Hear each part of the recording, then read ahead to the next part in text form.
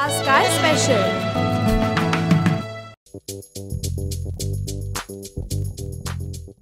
हाय, break नंतर रामबंधू आज काय स्पेशल मध्ये पुन्हा एकदा तुमच्या सगळ्यांचं मनापासून स्वागत.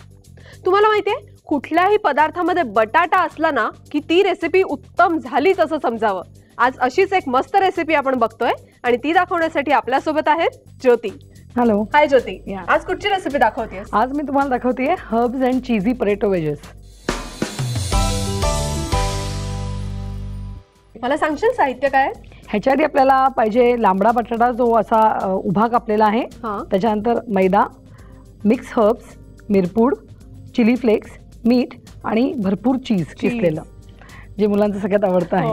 तर सर्वात प्रथम आपण कृती करण्याच्या आधी तेल गरम करायला ठेवूया, म्हणजे मग आपण आपलं इकडचं मॅरिनेशन चालू करू शकू.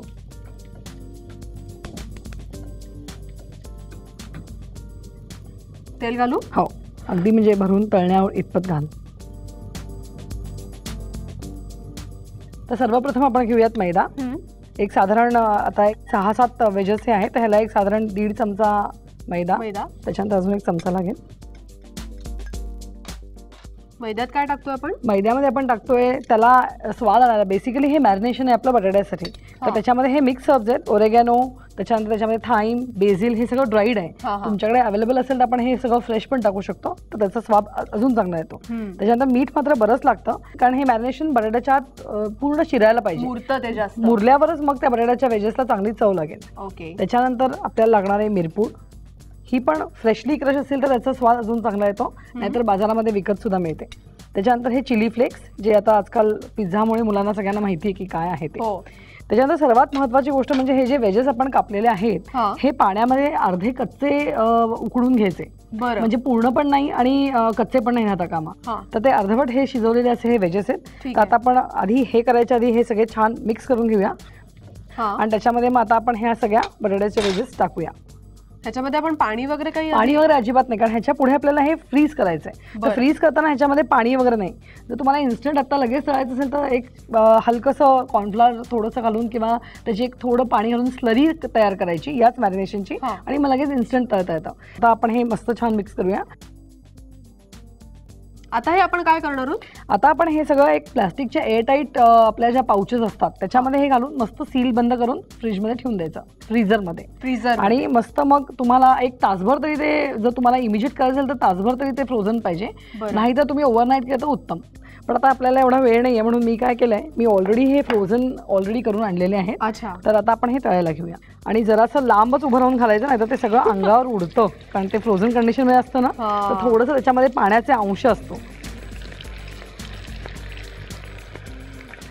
आणि आपण हे सर्व कशा बरोबर करणार आहोत? हे आपण एक कॉकटेल सॉस इथे तयार केलेला आहे.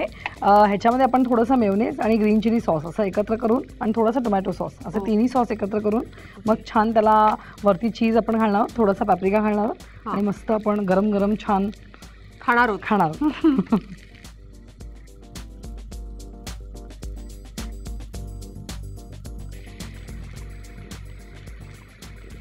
छान मस्त तळलायस एकदम, अगदी परफेक्ट.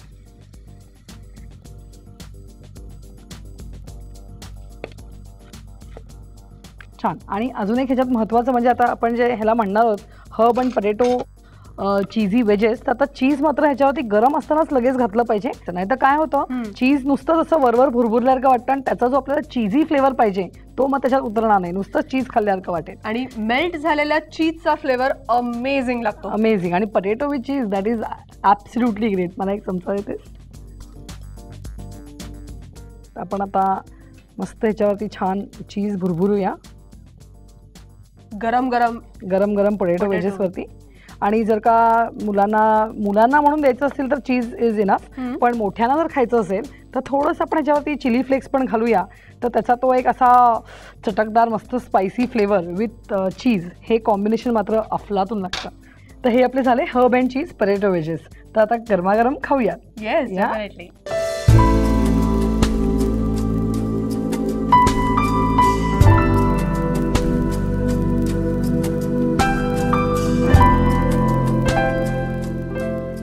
ही रेसिपी टेस्ट करण्यासाठी मला एक छोटासा ब्रेक हवाय, पण तुम्ही कुठेही जाऊ नका, पाहत रहा रामबंधू आज काय स्पेशल.